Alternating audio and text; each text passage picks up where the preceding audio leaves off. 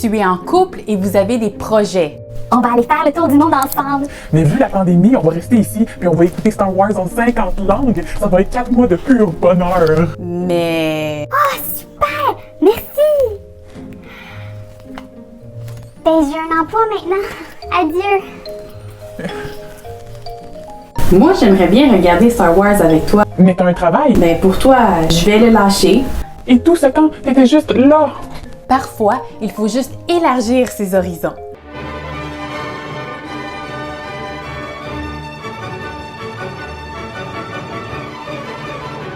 Bonjour, ici Claudia Lopez et bienvenue à C'est Classique, une capsule historique qui raconte les histoires d'amour des grands compositeurs classiques.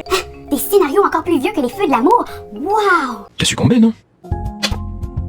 C'est pas prêt de se reproduire. Jamais. Oui. C'est compris? Très sûr. Je crois que le message est clair.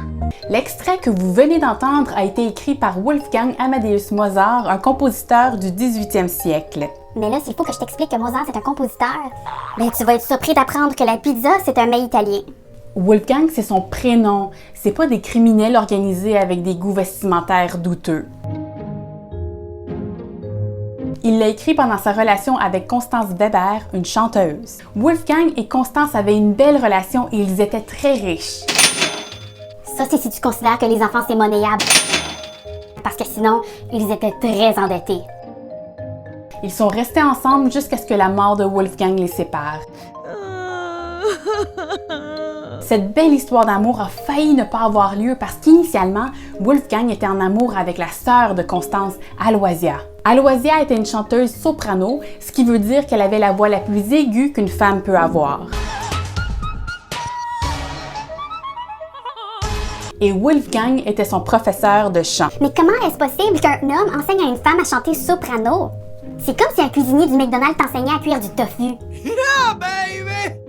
Du mec tofu, c'est délicieux! Wolfgang connaissait les techniques pour chanter aigu parce que jusqu'à l'âge de 13 ans, il avait un professeur de chant castrato. Castrato...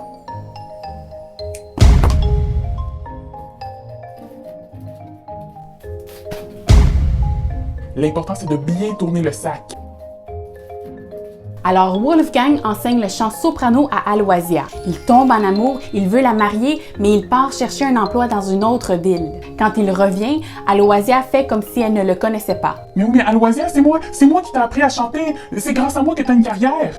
Wolfgang? Non, ça me dit rien. Wolfgang s'installe alors au piano et il chante Leck mir das Mensch im Arsch, das mich nicht will, das mich nicht will. ce qui veut dire Celle qui ne s'intéresse pas à moi peut me licher le cul. parce que Mozart avait aussi un humour scatophile. C'est un génie musical, mais il aurait fait un humoriste ordinaire. Une fesse dit à l'autre, pourquoi on ne deviendrait pas des amis? L'autre lui répond, parce qu'entre nous, c'est de la merde.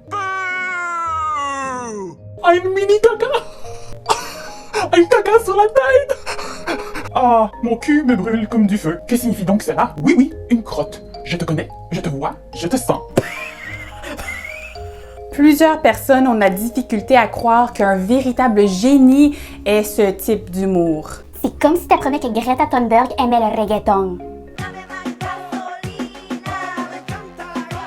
On ne sait pas si la femme de Wolfgang partageait cet humour avec son mari. On sait seulement qu'ils ont eu un mariage heureux et qu'ils ont eu 6 enfants. Mais c'est sûr que c'est un mariage heureux. Elle était tout le temps enceinte et il est mort jeune. S'ils avaient été mariés 30 ans, elle serait sûrement venue à bout de ses blagues de crotte. Il m'a donné un cadeau pour nos 35 ans de mariage.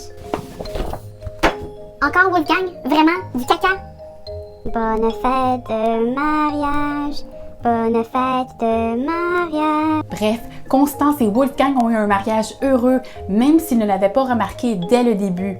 Parce que des fois, l'amour se trouve juste à côté de la cible. C'est classique.